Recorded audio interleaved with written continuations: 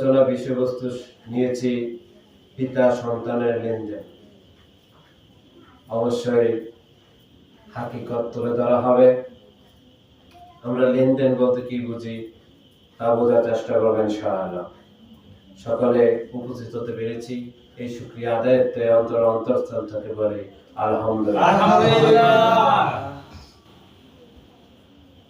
ভালো কাজে উপস্থিত হওয়া আল্লাহর দয়া ভালোবাসা লাগে। কি লাগে? আল্লাহর দয়া ভালোবাসা লাগে।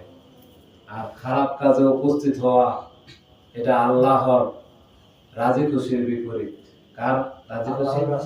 বিপরীত। আমার আল্লাহ সুবহানাহু ওয়া তাআলার কাছে যখন পাপিষ্ঠ ইবলিস মরদুদ মালায়ন ক্ষমতা চাইলো, পাওয়ার চাইলো, আল্লাহ আমি যে 6.5 লক্ষ বছর ইবাদত করেছি, তুমি যে আমাকে মরদুদ মালায়ন বানাইলা, দুনিয়াতে নিক্ষেপ করতেছ, এই যে 6.5 লক্ষ বছর ইবাদত করেছি, তোমার সৃষ্টি রাজ্যের কোথাও সেজদার বাকি রাখি নাই, শুধু একটা জায়গা ছাড়া। আল্লাহ এই একটা জায়গার কারণে তুমি আমারে পাপিষ্ঠ ইবলিস বানাইলা, তো আমরা 6.5 লক্ষ বছর ইবাদতের বিনিময়ে কি দিলাম? আমার আল্লাহ কইতে কি চাস?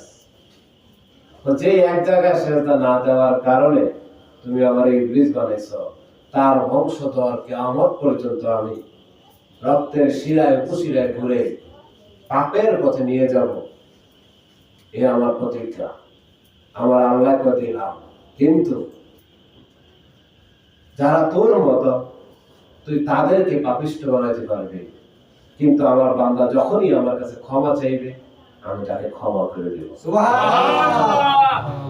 তা আমরা ভুল কাজগুলি যখন করি, অন্যায় কাজগুলি যখন করি, পাপের কাজগুলি যখন করি, বেবিচারের কাজগুলি যখন করি, তখন আমরা শয়তানের ওয়াসওয়াসায় করি, আমাদের নফসের তাড়নায় করি। আর যখন আমরা ভালো কাজগুলি করি, ন্যায় কাজগুলি করি, আল্লাহর রাজি খুশির কাজগুলি করি, সেগুলি আমাদের জন্য নিয়ামত, আমাদের আল্লাহর পক্ষ থেকে আসে। কার পক্ষ থেকে? হযরত মুসা আলাইহিস সালাম বলেন, আল্লাহ উত্তম রিজিক কি? কি বলেন? আল্লাহ উত্তম রিজিক কি? আমার আল্লাহকে মুসা, উত্তম রিজিক হচ্ছে ইবাদত। উত্তম রিজিক কি? ইবাদত। মুসা আলাইহিস সালামকে আল্লাহ উত্তম নিয়ামত কি? আমার আল্লাহকে উত্তম নিয়ামত হচ্ছে সুস্থ শরীর। মুসা নবী কয়, আল্লাহ খাবারের মধ্যে উত্তম খাবার কি? আল্লাহ কয় উত্তম খাবার হচ্ছে দুধ। তাহলে আমরা দেখলাম প্রথমে যে কথাটি বলা হয়েছে, আমার আল্লাহ কয় মুসা উত্তম রিজিক ইবাদত। আমরা রুজি রোজগার করি না? জি। আমরা যদি দুনিয়ার মাল পানি বেশি কামাইতে পারি, মনে খুব সুকুন লাগে, লাগে না? হ্যাঁ, খুব শান্তি লাগে। কিন্তু যখন উত্তম রিজিক আল্লাহ বলেছেন, আল্লাহ বলেন ওয়াকানাল্লাহু বিকুল্লি শাইইন আলিমা, তোমাদের আল্লাহ সর্ববিষয় বিজ্ঞ। কি আল্লাহ? সর্ববিষয় বিজ্ঞ। তাহলে উত্তম রিজিক ইবাদত বলেছেন কে? আল্লাহ। আল্লাহ। তাহলে আমি যদি মনে করি দুনিয়ার মাল পানি উত্তম রিজিক, তাহলে কি হবে? না। আমার আল্লাহ দোয়া শিখিয়েছেন, আমার নবী সবচেয়ে বেশি দোয়া করতেন, রব্বানা আতিনা ফিদ দুনিয়া হাসানাতাও ওয়া ফিল আখিরাতি হাসানাতাও ওয়া কিনা আযাবান্নার। আল্লাহ শিখাইছেন কোরআনের আয়াত ওহীর মাধ্যমে। আমার নবী সবচেয়ে বেশি দোয়া করতেন, রব্বানা আতিনা ফিদ দুনিয়া হাসানাতাও ওয়া ফিল আখিরাতি হাসানাতাও ওয়া কিনা আযাবান্নার। দুনিয়ার জন্য কল্যাণ চাইতেন, আখিরাতের জন্য কল্যাণ চাইতেন, কবরের জন্য কল্যাণ চাইতেন। কিন্তু আমরা কি করি? কবরবাদ, আখিরাতবাদ, শুধু দুনিয়া দুনিয়া। কি করি? দুনিয়া দুনিয়া দুনিয়া। আমরা রুটি রোজগারকে বেশি প্রাধান্য দেই। রুটি রোজগার হচ্ছে দেহের জন্য। কিসের জন্য? দেহের জন্য, কিন্তু দেহ আমি না। আমরা যখন মারা যাই, যেমন আমার আব্বা যখন মারা গেছে, যারা দেখতে আসছে তারা এসে বলেছে অমুকের লাশটা কই। ফুলমিয়ার লাশটা করি, কাকার লাশটা করি, মামার লাশটা করি, এভাবে তো বলেছে। ভাইয়ের লাশটা কই, ভাইয়ের কথা বলছে, ভাইয়ে কই, কাকায় কই, মামা কই, বলছে বলছে লাশটা কই। অর্থাৎ এই লাশের জন্য রুটি রোজগার। তো এই লাশের জন্য যে রুটি রোজগার, এটার জন্য আমি আমার উত্তম রিজিক ইবাদত ছেড়ে দিই। বিশেষ করে ফজরের আযান দেয়, আসসালাতু খায়রুম মিনান নাওম, ঘুম হইতে নামাজ উত্তম, কিন্তু আমি এই টাইমে অনেক সময় রুজি রোজগারের জন্য বেরিয়ে পড়ি, কিন্তু নামাজ আদায় করি না। উত্তম রিজিক ইবাদত যে আল্লাহ বলেছে, আমি ইমানদার দাবি করি, কিন্তু আল্লাহ বলেছেন উত্তম রিজিক ইবাদত আমার আপনার নবী সরকারে দু আলম নূরে মুজাসসাম মুহাম্মদ মুস্তাফা আহমদ মুস্তাফা রাউফুর রহিম আমাদের কাছে পৌঁছাইয়া দিয়ে গেছেন। আল্লাহ মুসা নবীর সাথে বলেছেন উত্তম রিজিক ইবাদত। তাহলে আমরা যদি নবীজিকে বিশ্বাস করি, তাহলে আমরা তো বিশ্বাস করতে হবে, মনে প্রাণে মানতে হবে উত্তম রিজিক ইবাদত, তাই না? কিন্তু আমরা তার বিপরীত করি। আমরা কি করি? তার বিপরীত করি। আল্লাহ আমাদের সবাইকে উত্তম রিজিক ইবাদত বানিয়ে দিক। আমিন। আমি আজকে বিষয়বস্তু নিয়েছি পিতা সন্তানের লেনদেন। এখানে কিছু অধ্যায় নিয়েছি। প্রথম অধ্যায় নিয়েছি ইব্রাহিম ও ইসমাইল আলাইহিস সালামের, দ্বিতীয় অধ্যায় নিয়েছি ইদ্রিস আলাইহিস সালামের অদৃষ্ট, তৃতীয় অধ্যায় নিয়েছি ইয়াকুব ও ইউসুফ আলাইহিস সালাম, চতুর্থ অধ্যায় নিয়েছি একজন ব্যক্তির কথা, পঞ্চম অধ্যায় নিয়েছি পর্দা করা এক নারীর ইতিহাস। ইনশাআল্লাহ পর্যায়ক্রমে তুলে ধরব। আল্লাহ আমাদের তৌফিক দান করুক, সকলে বলি আমিন। আমি আজকের আলোচনার ভূমিকায় সূরা ফাতিহার একটি আয়াত পাঠ করেছি এবং একটি হাদিস পাঠ করেছি। সূরা ফাতিহার যে আয়াতটি পাঠ করেছি, সেই আয়াতে আল্লাহ সুবহানাহু ওয়া তাআলা আমাদেরকে শিখিয়ে দিয়েছেন, আমরা তার কাছে বলি আমরা তোমার ইবাদত করি এবং তোমার সাহায্য প্রার্থনা করি।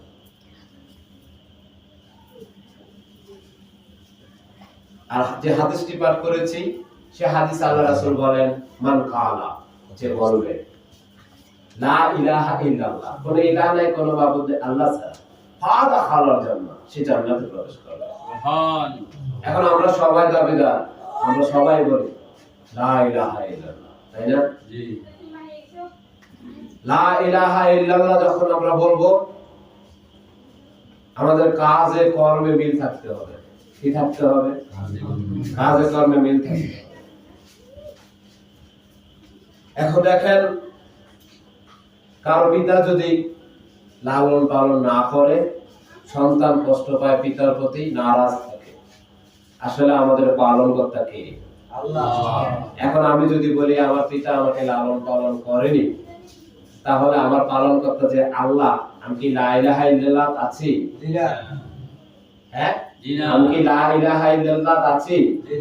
এখন আমি তো দাবিদার, আমি মুসলমান, কোন ইলাহ নাই, কোন মাবুদ নেই আল্লাহ ছাড়া, আমি তো শিরক করি না, দাবিদার আমি, কিন্তু আমার দাবি তো আমার পিতা আমাকে লালন পালন করেনি। দেখেন শিশু নবী ইসমাইল আলাইহিস সালাম, এইজন্য প্রথম অধ্যায় নিয়েছি ইসমাইল ও ইব্রাহিম আলাইহিস সালামের ঘটনা, সংক্ষেপ করব। এই চাঁদের পরে, জিলকত চাঁদের পরে জিলহজের চাঁদ, কুরবানির চাঁদ। এই কুরবানি এসেছে শিশু নবী ইসমাইল আলাইহিস সালামকে কুরবানি দিবেন ইব্রাহিম আলাইহিস সালাম আল্লাহর হুকুমে। সেই সুন্নাহ থেকে এসেছে, আমাদের রাসূল সাল্লাল্লাহু আলাইহি সাল্লাম আমাদের জন্য নিয়ে এসেছেন ঈদুল আযহা, কুরবানির ঈদ। ইব্রাহিম আলাইহিস সালাম, ইসমাইল আলাইহিস সালামের সুন্নাহ। ইসমাইল আলাইহিস সালামকে কুরবানি দেওয়ার জন্য আল্লাহ স্বপ্নে দেখালেন ইব্রাহিম আলাইহিস সালামকে। একটু বর্ণনা দেই। লালন পালন স্বয়ং আল্লাহ করেছেন, ইব্রাহিম আলাইহিস সালামের মাধ্যমে, পিতার মাধ্যমে সন্তানকে লালন পালন করেননি। কি করেননি? লালন পালন করেননি। ইব্রাহিম আলাইহিস সালামকে স্বপ্নে দেখাইলেন তোমার প্রিয় বস্তু কুরবানি করো। যদিও তিনি লালন পালন করেননি, কিন্তু তিনি মনের মধ্যে প্রিয় বস্তু ইসমাইল আলাইহিস সালাম, ইব্রাহিম আলাইহিস সালাম। তো ইব্রাহিম আলাইহিস সালাম বলতেছে আমি ছোটবেলা থেকে বড় হয়েছি, বুঝ হয়েছি, তখন থেকে আমি আমার ঈশ্বরের, আমার আল্লাহ তালাশ করেছি। কখনো বলেছি সূর্য আল্লাহ, যখন সূর্য ডুবে যায় তখন বললাম না। বলেছি চন্দ্র আল্লাহ, যখন চন্দ্র শেষ হয় তখনও বললাম না। গভীর রজনীতে তারকাগুলি দেখে মনে করেছি আল্লাহ, তখনও বললাম না। দিনের আলো দেখে মনে করেছি দিন আল্লাহ, তখনও বললাম না।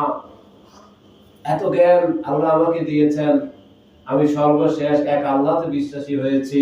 আল্লাহ আমাকে খলিল উপাধি দিয়েছেন। এখন সে আল্লাহ আমাকে বলতেছেন প্রিয় বস্তু কোরবানি দিতে। আমার তো আল্লাহ ছাড়া কোনো প্রিয় বস্তু নাই, কিন্তু না, মনের অজান্তে আছে। আল্লাহ জানে না? ফেরেশতারা কয় আল্লাহ, তুমি যে ইব্রাহিমের শেষকালে একটা সন্তান দিছ, ইব্রাহিম তো ইসমাইল ভাইয়া তোমার ভিড়া গেছে, ইসমাইলের চিন্তা করে, কিন্তু লালন পালন করানো ইসমাইলের কাছেও যায় না, কিন্তু মনে মনে ইসমাইলের স্মরণ করে। ফেরেশতাদেরকে রেডি রেখেছে কে? আল্লাহ। আল্লাহ। ফেরেশতারা দেখে না, শুনে না, দেখে, কিন্তু তাদেরকে আমরা দেখি, তাদের ওজন কত জানি? জানি। তো এখন ফেরেশতারা বলতেছে আল্লাহ, তুমি যে ইব্রাহিম রে সন্তান দিয়েছো, তুমি তো বলেছো আলা বিযিকিরিল্লাহ তাতমাইন্নুল কলব, জিকির ব্যতীত কলবের শান্তি নাই। তুমি তো বলেছো আমি জিন এবং মানুষকে সৃষ্টি করেছি একমাত্র আমার ইবাদতের জন্য, তো স্মরণ তো তোমার ইবাদতের অংশ।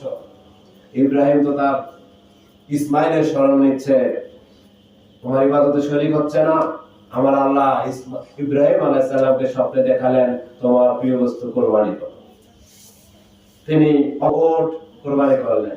আবারও স্বপ্নে দেখালেন তুমি তোমার প্রিয় বস্তু কুরবানি করো, বা কুরবানি করলেন। অবশেষে তিনি জানতে পারলেন তিনি প্রিয় বস্তু আর কেউ না, ইসমাইল আলাইহিস সালাম। তিনি রওনা হলেন মা হাজেরার বাড়ির দিকে, গিয়ে বললেন ইসমাইলকে আমার সাথে দাও, কিন্তু বললেন না কি করবেন। মা হাজেরা এতদিন মরুভূমির মধ্যে ফেলাই গেছে, কোনো খাবার দিয়ে যায়নি, স্বামী সন্তানকে কিছু দিয়ে যায়নি, শুধু দুখানা খেজুর দিয়ে গেছে। এই খেজুরের দানাগুলি যখন বাচ্চা কান্নাকাটি করতেছে, কিছু নাই মরুভূমিতে, এই পাহাড় থেকে ওই পাহাড়ে যারা হতে যায়, তারা এই পাহাড় থেকে ওই পাহাড় দৌড়াদৌড়ি করে, তারা চিনে ওই পাহাড়টি, আর আমরা ইউটিউবের মধ্যে দেখতে পাই। মা হাজারা রাদিয়াল্লাহু তাআলা আনহুমা, হাজারা রাদিয়াল্লাহু তাআলা আনহু এই পাহাড় থেকে এই পাহাড় দৌড়াদৌড়ি করতেছে। অবশেষে শিশু নবী ইসমাইল আলাইহিস সালাম কান্নাকাটি করতেছেন। তিনি পায়ের আঘাতে একটি কূপ সৃষ্টি হলো, একটি গর্ত নল সৃষ্টি হলো। সেই পানিটাকে সংগ্রহ করে আমার নবীজির দাদার মাধ্যমে এখন আমরা যেটা পাই সেটাকে জমজমের কূপ বলি।